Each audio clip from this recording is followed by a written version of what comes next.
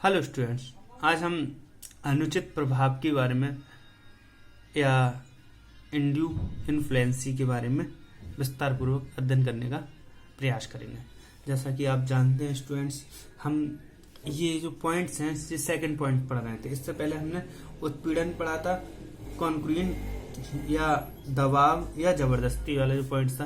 ये हम पढ़ कहाँ रहे थे? आपको याद होगा, हम स्वतंत्र सहमति के बारे में अध्ययन कर रहे थे। स्वतंत्र सहमति के लिए हमें ये 5 पॉइंट ना हो तभी स्वतंत्र सहमति होती है, यानी उत्पीड़न ना करा जाए सेक्शन 15 के अनुसार, अनुचित प्रभाव ना हो सेक्शन 16 के अनुसार, कपट या धोखा ना हो सेक्शन 17 के अनुसार, और मिथ्या वर्णन या असत्य कथन ना हो सेक्शन 18 के अनुसार, गलती अथवा त्रुटि ये सेक्शन 20 से 22 तक ना हो, मिस्टेक।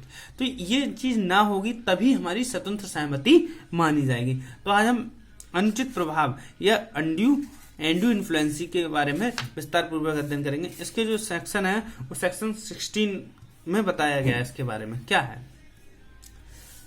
Clear students? तो अनुचित प्रभाव का अर्थ व परिभाषा क्या है? Meaning and definition of undue influence. जो कॉन्ट्रैक्ट एक्ट है उसकी सेक्शन 16(1) के अनुसार क्या है? कोई भी अनुबंध उस समय अनुचित प्रभाव द्वारा प्रेरित किया हुआ कहा जाता है जबकि पक्षकारों के बीच ऐसे संबंध हो कि उनमें से कोई एक पक्षकार दूसरे पक्षकार की इच्छा को प्रभावित करने की स्थिति में हो और दूसरा पक्षकार पर अनुचित लाभ पाने के लिए उस स्थिति का वास्तव में प्रयोग किया गया हो। कहने का मतलब क्या है? हमने क्या करा? अनुचित प्रभाव बना लिया एक व्यक्ति पर दूसरे किसी कार्य को करने के लिए। भाई हमने प्रभाव में ले लिया। जैसे मान लीजिए हम राम और श्याम दो लोग हैं। राम श्याम से व्यापार करना चाहता है मगर श्याम राम से व्यापार नहीं करना चाहता है। तो वो क्या करेगा? वो करेगा कि क्या करे? मतलब श्याम ने क्या काम किया? मोहन जो है राम का दोस्त है, थर्ड व्यक्ति है, और मोहन का रसूखदार व्यक्ति है। वो उससे क्या काम कर सकता है? वो ये कहेगा कि ऐसा करिए, आप राम से मेरी दोस्ती मतलब मुझसे व्यापार करवा दीजिए। राम श्याम से व्यापार नहीं करना चाह रहा था, मोहन से प्रेशर करवा के राम से व्यापार करवा लीजिए। तो अनुचित तरीके से प्रभाव करा लिए। या कहें कि ये एक और एग्जांपल ले लें कि राम और श्याम दोस्त हैं और राम के पिता मोहन है। श्याम ने मोहन से प्रेशर करवा के, यानी राम के पिता से प्रेशर करवा के राम और श्याम में आपस में कोई व्यापारिक संबंध स्थापित करवा दिए। तो ये अनुचित प्रभाव के द्वारा हमने क्या किया? लाभ के उद्देश्य से आदमी को एक दूसरे से जोड़ दिया। क्लियर? तो हम इसकी एक डेफिनेशन देख लेते हैं, क्या हो सकती है। Contract is said that to be induced by induced influence where the relation between the parties are such that one of the parties is in a position to dominate the will of other and use the position. भाई किसी ने अपनी position का use करके उससे कुछ काम करवाया। Option an unfair advice over the other, section 16(1) के अनुसार। क्लियर? सेक्शन 16(1) के अनुसार हमने ये काम कर लिया। अब हम बात करते हैं कि इसमें होता क्या है। पोजीशन ऑफ यूजिंग इंड्यूस इन्फ्लुएंसी, यानी कि अनुचित प्रभाव प्रयोग करने की स्थिति। भाई हम अनुचित प्रभाव है उनका प्रयोग किस तरीके से कौन कौन सी स्थिति में करते हैं वो हम इसका विस्तार पूर्वक अध्ययन करेंगे। Position of using induce influence. अनुबंध अधिनियम की धारा 16(2) के अनुसार एक व्यक्ति पर निम्नलिखित परिस्थितियों में अनुचित प्रभाव डाला जा सकता है। कौन कौन से प्रभाव डाले जा सकते हैं ये हम 1 by 1 पढ़ लेते हैं। दूसरे पक्षकार पर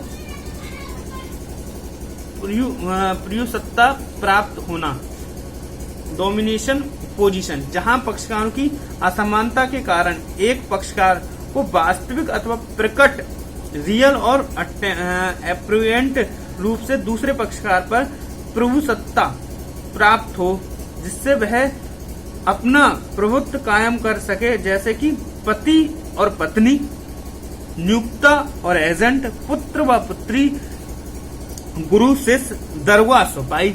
जैसे अभी मैंने कहा था कि भाई पुत्र का वाला एग्जाम्पल लिया मैंने अभी आपको। भाई जो राम था उसके पिता कहते थे मोहन, और राम ने किस पर प्रभाव डाला? अपने पुत्र मोहन ने अपने पुत्र राम पर प्रभाव डाला और श्याम से किसी व्यापारिक समझौता करवा लिया अनुचित प्रभाव से।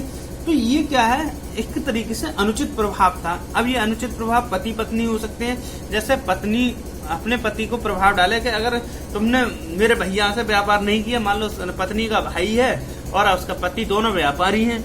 पत्नी ने अपने पति से कहा तुम्हें मेरे भाई को ये काम करना पड़ेगा, मेरे भाई से इस सौदा करना पड़ेगा, वरना लड़ाई हो जाएगी। तो इस तरीके के वो होते हैं प्रभाव, वो पूर्व सत्ता प्रभाव कहलाते हैं, अनुचित प्रभाव हो सकते हैं। इसमें एक और बहुत अच्छा एग्जांपल है नियुक्ता और एजेंट। मान लो कोई व्यक्ति है, वो अपने एजेंट को जबरदस्ती कोई काम करवाए, एजेंट मन में नहीं है मगर वो मानना पड़ेगा क्योंकि वो उसका एजेंट है, उसके अंडर में काम कर रहा है। तो इस टाइप के जो प्रभाव होते हैं वो अनुचित प्रभाव के अंतर्गत आते हैं। जैसे गुरु शिष्य में क्या होता है? भाई एक मान लो मैं एक व्यक्ति किसी को पढ़ा रहा है, उसने पढ़ाया है और उसका शिष्य बन गया। अब शिष्य अपने गुरु का कहना बहुत मानता है, परंतु क्या है कि भाई जब टाइम आया गुरु ने अपने गुरु दक्षिणा में कह लिया कि तुम्हें ऐसा करना पड़ेगा। अनुचित प्रभाव से किसी न किसी व्यापारिक संबंध स्थापित करवा दिया, अन्य व्यापारिक लॉस करवा दिया। भाई प्रभाव के कारण क्या करना, उसे काम करना पड़ा भाई गुरु का। तो इस टाइप के जो प्रभाव होते हैं वो दूसरे पक्षकारों को पूर्व सत्ता प्राप्त होने पर होते हैं। तो ये अनुचित प्रभाव में आता है। अब आ जाते हैं विश्वास आश्रित संबंधों का होना। भाई विश्वास आश्रित संबंधों के होने पर भी हम अनुचित प्रभाव डाल सकते हैं। जब पक्षकार के बीच विश्वास आश्रित संबंध हो, जैसे वकील मुवक्किल, भाई एक इसका एग्जांपल लेते हैं वकील और मुवक्किल। मुवक्किल एक उर्दू का शब्द है, मतलब जो मुजरिम होता है, और जो अपने वकील कौन होता है? वकील का जो ग्राहक होता है, कस्टमर होता है, वो मुवक्किल कहलाता है। क्लियर? तो वकील जैसा कहेगा अपने मुवक्किल से कि ऐसा करो तभी काम तुम्हारा सही होगा, चाहे वो सही हो या गलत हो। तो उस टाइप के व्यक्ति में क्या हो जाता है, जो क्रिया कहलाती है वो विश्वास आश्रित क्रिया कहलाती है। चाहे वो मतलब कहा जाए वो भारतीय विधान एक्ट के अंतर्गत पॉजिटिव हो या नेगेटिव हो, तो उसे अपना कहना मानना पड़ता है। ऋणदाता और ऋणी, भाई जब ऋणी होता है तो वो ऋणदाता का कहना मानता है। जैसे उसने मान लो 1 लाख रुपए ऋणदाता से ले रखे हैं और ऋणदाता कहता है कि मेरे पैसे मुझे नहीं देना है, तुम्हें उसे देने हैं। तो वो कहेगा भैया मेरी उससे दुश्मनी है, उन्हें दुश्मनी होगी, मुझे उससे देने हैं, तुम्हें ये उसका काम करना है। तो उसमें क्या करना पड़ता है? उसे करना पड़ता है। धार्मिक गुरु और चेला, भाई धार्मिक गुरु और चेला भी हो सकते हैं, माता पिता और बच्चे भी इस तरीके के वो हो जाता है, माता पिता का कहना भी मानना पड़ जाता है। उसके बाद आ जाता है मानसिक तथा शारीरिक व्यथा। भाई कभी कभी क्या हो जाता है, जहां अनुबंध से संबंधित एक पक्षकार की मानसिक दशा अधिक आयु अथवा बीमारी के कारण अथवा किसी मानसिक शारीरिक कष्ट के कारण ठीक ना हो, तो उसका कोई ना कोई प्रयोग कर लेता है। जैसे कभी कभी क्या देखते हैं कि भाई एक व्यक्ति पागल हो गया या बीमार है मानसिक शारीरिक रूप से, तो उसका कोई दूसरा व्यक्ति जो है उसने एक अपना मान लो एक राम है और राम का बेटा श्याम है। तो राम बीमार हो गया या फिर शारीरिक रूप से बीमार हो गया, मानसिक रूप से, उसका सारा काम कौन देख रहा है? श्याम। अब वो सही, उसने कहा ऐसे काम करना भविष्य में, मगर वो उसका अकॉर्डिंग काम नहीं कर रहा है। तो ये कौन सा अनुचित प्रभाव कहलाएगा। अनुचित प्रभाव और हम उत्पीड़न में अंतर समझ लेते हैं, क्योंकि ये अंतर बहुत स्पष्ट रूप से आता है। क्लियर? ये अंतर कौन से होते हैं? आधार, सहमति प्राप्त करने का ढंग। इसमें सहमति शारीरिक बल अथवा धमकी देकर की जाती है। इसमें नैतिक तथा मानसिक प्रभाव के कारण सहमति करी जाती है। पहले से निश्चित संबंधों का होना। उत्पीड़न में पक्षकारों के बीच निश्चित संबंध होना जरूरी नहीं है और इसमें कोई ना कोई संबंध पहले से ही होगा, तभी वो अनुचित प्रभाव बना पाएंगे। उसके बाद इसका बात करते हैं हम प्रभाव की। अनुबंध वचनदाता की इच्छा पर व्यर्थनीय होता है। भाई इसमें क्या होता है, अनुबंध वचनदाता के व्यर्थनीय हो जाता है। अनुबंध वचनदाता की इच्छा पर व्यर्थनीय होता है। इसके अतिरिक्त वह पूर्ण रूप से अथवा शर्त पर जिन्हें न्यायालय उचित समझे रद्द भी किया जा सकता है। क्लियर, समझ में आ गई होगी बात। उसके बाद आ जाती है पक्षकार। पक्षकार क्या होते हैं, पक्षकार इसमें होता है ये वचन ग्राह्यता द्वारा अथवा वचन दाता के विरुद्ध होना आवश्यक नहीं है, अर्थात इसमें अन्य पक्षकार भी हो सकता है, जैसे आ व सा को मारने की धमकी दिलाता है। आ बा से सा को मारने की धमकी दिलाता है, मगर इसमें अनुचित ठहराव में या प्रभाव के पक्षकारों के बीच होता है। भाई पक्षकार पहले से जान पहचान के होते हैं, उसमें कोई किसी को धमकी नहीं दिलवाता है, मगर अपने प्रभाव का वो दिखा के, रौब दिखा के अपना बात को प्रदान करते हैं। उसके बाद आ जाती है सहमति।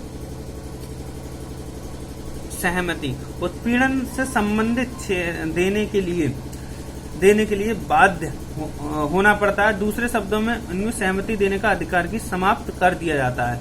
मतलब उत्पीड़न में सहमति देने के लिए बाध्य होना पड़ता है, और दूसरे शब्दों में कहा जाए इसमें मतलब दबाव के कारण उसमें क्या कर देते हैं, सहमति दे, उसकी ऐसे हो तस हो तब भी सहमति देनी पड़ती है। भाई उत्पीड़न हो रहा है, अनुचित प्रभाव में सहमति देने के लिए प्रेरित किया जाता है। अरे यार कर लो, माँ बाप अपना रौब दिखा रहे हैं, गुरु अपना रौब दिखा रहा है, मालिक अपना रौब दिखा रहा है, तो जबरदस्ती उसे कार्य करना पड़ जाता है। अन्यथा की स्थिति में वो ना करे, मगर उसमें अनुचित प्रभाव पड़ रहा है।